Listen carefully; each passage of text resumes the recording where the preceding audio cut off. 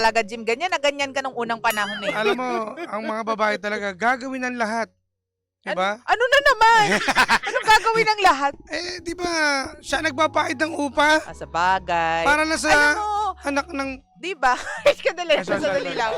Hoy, wait lang. Akala ko kasi nung una, attitude din na lang si ate. Yun din yung ano eh. Pero nung sa dulo pala, siya naman pala yung nagbabayad nung upa. Ano to, director ba to? Ang galing yung gumawa ng story, ano? Kasi, Nasa dulo yung pala catch. yung catch eh. Oh. In fairness naman. So, ano masasabi natin ngayon? So medyo ano ko doon, nabad trip ako. Nabad trip ka? Punta kayo sa Facebook page, Energy FM, ha? Tingnan nyo po yung reaction ni teka lang. James sa page ng Energy FM, facebook.com/EnergyFM Bad trip ako eh. 1067. Bad trip eh. Oo, kaya ganyan. Naiinis ka dahil? Kasi di ba, teka lang, magjowa pa lang to, ha? Boyfriend, girlfriend. Kahit na ganun.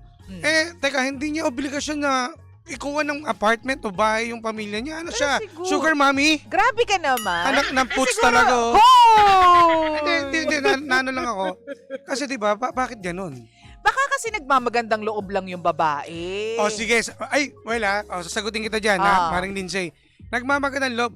Hindi porket na ikaw kumuha ka ng apartment para doon sa pamilya ng lalaki, tapos gaganon-ganon mo na lang nasabihin na, ba't parang lady, iba na yung binibigay sa akin na yung towel ng aso?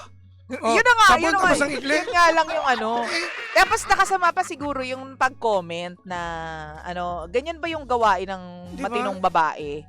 Di ba nag-comment yung nanay kasi sa kwento, ang sabi dito, ganyan ba yung gawain ng matinong babae nakikitulog sa bahay ng lalaki? Alam mo, Tapos sa dulo pala, si girl pala yung nagbabayad ng di ba? pero in reality, Oh. totoo yun. Kasi bilang magulang, ang pangit naman talagang tingnan na ang babae na nakikitulog dun sa bahay ng lalaki. Totoo yan, magjowa pa lang eh. Oo, sa akin, hindi ako pabor dyan. Aray Hindi, totoo. hindi. Kumbaga, syempre, kumbaga respeto, anong sasabihin lang ng magulang? Diba? Maliban na lang kung talagang welcoming talaga yung pamilya, tsaka nagsasuggest sila, dito ka na matulog, Gineng. Naiintindihan ko yung Lindsay, naiintindihan ko. ganyan. Naiintindihan ko yun. Okay lang yung pumunta-punta doon. Ginawa niyang staycation eh. Oh, Di ba? Araw-araw siya nandun, natutulog. Pwede namang isang linggo, isang beses lang. Parang araw-araw, partner eh. Oo nga, kasi nga, malapit daw doon sa trabaho yung bahay na yun, na inuupahan niya. At ang lakas pa ng loob niya dahil siya daw totoo naman, siya nagbabayad ng upa. Pero di ba pangit, ano yun? Parang sampal. Alam mo, ang katotohanan ng life is that okay lang naman siguro kung paminsan-minsan and okay lang doon talaga magstay if nag-insist yung pamilya. Pero kung sa iba talaga, kahit mag-insist sila, uy, kahihiyan mo na lang, wag na lang muna, magjowa pa rin kayo. At naya mo din ako sa lalaki. Oo.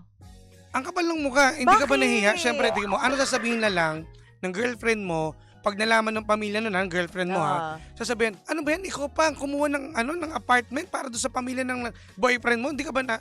Feeling ko hindi alam nung pamilya nung lalaki na yung babae yung nagbabayad. Kasi na-short nga daw sa sa panggastos yung lalaki. Na-short, pero 4 na buwan na sila na sinusustento niya. 4 na buwan ng short. Di ba?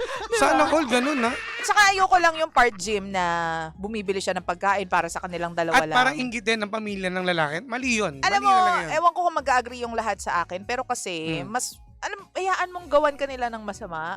Pero dapat mabait ka pa rin Tama. Pabayaan mo na lang siguro na iba yung gumanti sa kanila or what. Pero ikaw dapat mabuti ka pa din. Patola rin kasi yung babae. Oo, diba? Lalo na kung gusto mong magkatuluyan kayo, diba? Pagdating ng panahon. Kasi kaya nga kayo mag-boyfriend at girlfriend kasi tinitingnan ninyo, tinitest ninyo yung ugali ng isa't isa. Yes, Ngayon kailangan, importante yung marunong kang makisama sa pamilya. Lalo na, ng boyfriend mo. importante talaga yun.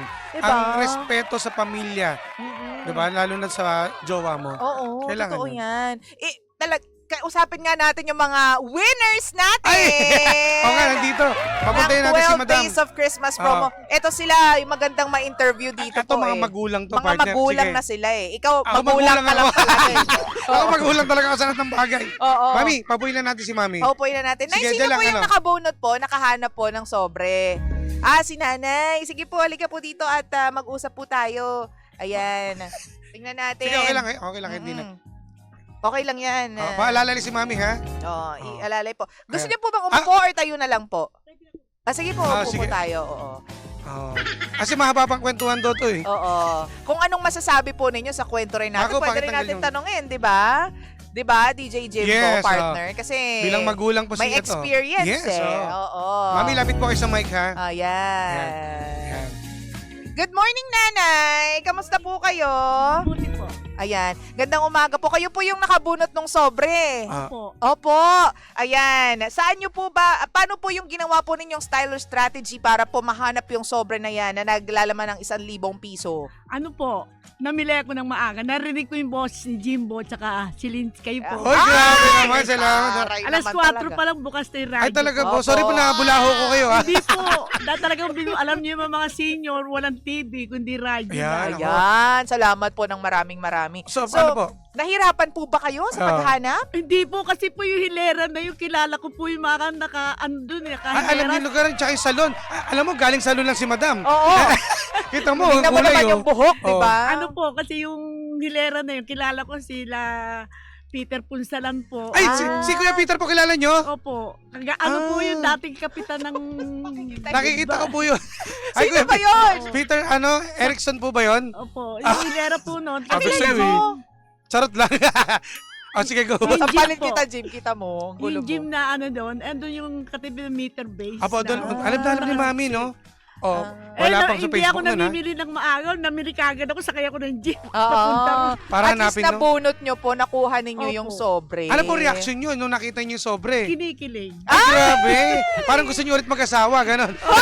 Gusto ko ulit mag-boyfriend. Ay, Ako, sabi ko na nga, be. Mag-boy. Oy, Oo. bilang nabanggit na ni Nanay, yung boyfriend. Sige. Ayan, si Nanay yung Ito, Mare. tatanungin. Ano po bang pangalan ni Nanay muna? Josephine Tutanes. Nanay Josephine. Si Mami Josephine. Narinig nyo naman po yung problemang sinabi namin Opo. kanina. Ano po bang masasabi ninyo? Bilang magulang. Bilang magulang. Sige po. Okay lang na yung babae magbayad. Ah. Saka kailangan matuto siya makisama doon. Sa, binan. ay, di ba po biyanan yun, Mami, ha? Magjowa pa lang yan, ha? Future. Oo. Future Oo. biyenan. Makisama siya doon sa mga... Sa magulang na lalaki. Magulang na lalaki. Oo. Mm. Tsaka hindi naman depresya kung gumastos siya. Oo. Pag mahal mo isang tao, okay. Gagawin mo lang yun. lahat. Totoo Ah. naman. Kaya ikaw, Jim. Pero po, yung sa reaction ng babae, yung ginawa ng babae na inggitin yung pagkain, inggitin yung yung pamilya Oo. na Sa lalaki sa pagkain. pagkain. Tama po ba yun? Ay, mali yun. Oh, Mali mali yun. yun. Mali ka talaga dyan, Jim. Ugali ka din eh. Matakaw din yung babae. Kailangan pag-uli kang pagkain, panlahatan. Yeah. Panglahatan, para sa lahat. Para Para sa walang lahat. naiiwan. Tama. Para Kasi walang masabi. Totoo. At saka naniniwala ako na ang tao, pag ginawan mo ng isang beses lang, kahit isang beses lang na magandang bagay, Nakatanim na yun. nakatanim na Oo. hindi na nila yun makakalimutan, Nakatanim na sa Jim. isip. Tama po yun. Diba po? Lalo na kung eventually magiging biyenan niya. Biyenan. Totoo po yan. Diba? Nako. Maaalala yung magagandang bagay na nagawa. Dahil napakabait nyo, Mami Josephine, no? Bigyan kita 1,000 pang Ayan merienda na! niyo po. Thank you po. Maraming salamat po. Baka dadagdagan po ni Lindsay na 1,000. Baka gusto mo ba? Huwag ka muna magulo, Jim, dahil alam mo naman nangangailangan din tayo. Same. Okay. Ayan po, tapos yung ating small appliance, Ito. piece of appliance. Ayan, para kay Sige, Mami. Nanay. Thank you po. Sumayin niyo Maraming po ito. salamat po. Ayan, ako grabe. Ayan. O, sige, Nanay, imbitahin niyo po yung iba na makisali na po sa Energy FM 12 Days of Christmas promo. Go! Hello mga kaibigan ko. Andito si Josie.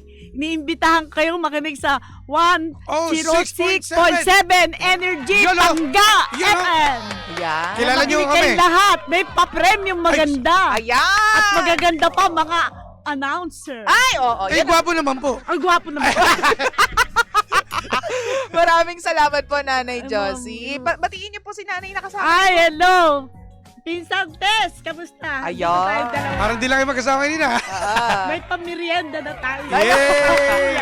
May pangmerienda na si Nanay Josie at saka si Nanay Tess. Maraming salamat po sa inyo. Thank you po ng marami Congratulations po. po. Ayan. God bless po sa inyo, Mami. God bless po. Huwag Mag-ingat po kayong kayo. mag-alala. Madaling araw pa lang bukas na yung radyo Ako, salamat na. po. Ah, Salamat salamat po. po sa inyo. Eh, Thank you. aga-aga ko nga. Sabi ko, naku, ngayon ko lang nakita. Ang ganda-ganda pala mukha mo. Ay, salamat po.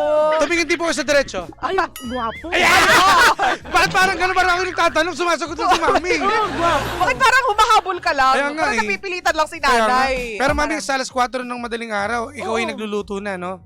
Almusal ng Ayan. mga bata. ng Pag mga ano po, apo. papatalan niyo ako Almusal. dito. Lapit nyo lang dito. Kapal ng Charot lang, mukha. charot lang. Salamat po, salamat po. Maraming salamat, Nanay. Congratulations. Thank you po. God bless po. Thank God you bless po. po. God bless you po at wag po kayo magsasawang makinig Ay, sa hindi 106.7 Energy FM. Thank you. Salamat, Nanay. Salamat po. Congrats Thank po. you. God bless po. Ayan na po si Maku. Ayan na po kayo. Pakainin mo muna sa buffet natin dyan, ha? Oo. Bigyan ng, ng juice. At si Mami, coffee Mami? Ayan, wow! Kapal na mukha mo talaga, Jim. O, ayan, sa inyo na, narinig nyo na po ha, mula sa isang nanay din, si Nanay Josie, na napakaswerte natin Tama. na hingian natin siya ng opinyon. Tama. Sa mga nagtatanong, siya po ang nanalo ng 1,000 piso sa 12 Days of Christmas promo ngayong araw na ito. Sa mga hindi po pinalad, pwede pa po kayo manalo bukas. Abangan nyo po yan. Yes, magbibigay po kami ng mga clue kung saan po nakalagay ang mga sobre na yan na naglalaman po ng congratulations and Merry Christmas mula sa Energy FM. At syempre kapag nadala nyo po yan dito sa amin, sa aming himpilan, matik yan, 1,000 pesos at appliances Yan. mula po sa amin. Ganyan kami. Wala, ganito lang kami. Oo. Pero ito na nga, anong verdict natin dito? Is it a yes or a no? Sa akin kasi medyo natauhan ako. Kasi si Mami nagsabi kanina eh. Oo. Ganun, tama. Okay lang pala gumastos. Oh, diba? Mami yan eh. Oo. Kala ka naman kontrahin ko. Oh, diba? Basta ang importante lang dito kay girl, sa ating letter sender, ay makisama tayo sa Totoo. pamilya ng ating boyfriend. Ako naman ang masasabi ko dyan, Jim, wala sigurong magiging problema, nanay, tatay, kuya, ate, kung marunong tayong rumispeto Yes. sa isa't isa. Tama yan. Diba, kahit sino pa yung gumagastos, may pera o wala, diba, pinagsisilbihan ka o hindi, at the end of the day, kapag ikaw yung may respeto at nagpapakita ng magandang asal, wala, makakatulog ka pa rin ng mahimbing. Tama. At ito, message ko pala, kala nakatakas yung boyfriend, no? Oo. Oy, magtrabaho ka rin. Nakakahiya doon sa girlfriend mo. Totoo. Kung lang siya nagba-4 na buwan, magtrabaho ka. Diba? Pina-high blood ako sa'yo. Ang swerte mo dun sa girlfriend, ah. Ang bait Daming nun, ah. pera. Ano kayong trabaho nito? Baka siguro scammer. Charot lang. Ayusin nila. Oy, Pangga, 8:45 ng umaga. Thank you very much sa pagtutok at pagkantabay sa aming dalawa ni Jim. Kanina pang alas 4 ng Oo, umaga gusto. si Jim. At maraming salamat po sa suporta. Bukas, manibago na naman na istorya ang ating mapapakinggan sa Lihim ng Liham. You know. Siyempre naman, maraming thank you po. Don't forget to add us up. Send you po sa amin yung mga stories po ninyo. Energy FM 1067. Sa akin ba DJ Jimbo? At sa akin naman po, Lindsay 1067 on Facebook. Bangga, tayo pa rin po ang number 106.7 Energy FM. Pangga, huwag sabing radyo. Sabihin mo! Energy! DJ Lindsay at DJ Jimbo. Energy sa umaga.